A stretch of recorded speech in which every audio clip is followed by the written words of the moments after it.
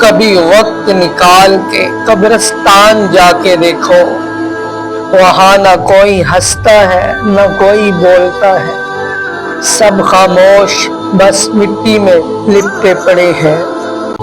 کبھی سوچا جو ماں تجھے بچپن میں گود میں سلاتی تھی، آج وہ خود مٹی کی گود میں سو رہی ہے؟ جو باپ تجھے انگلی پکڑ کے چلنا سکھاتا تھا، آج اس کے ہاتھ مٹی میں دب چکے ہیں، اور ہم دنیا کے پیچھے پاگل ہو گئے، نہ نماز کی فکر نہ آخرت کا ڈر، جیسے کبھی مرنا ہی نہیں۔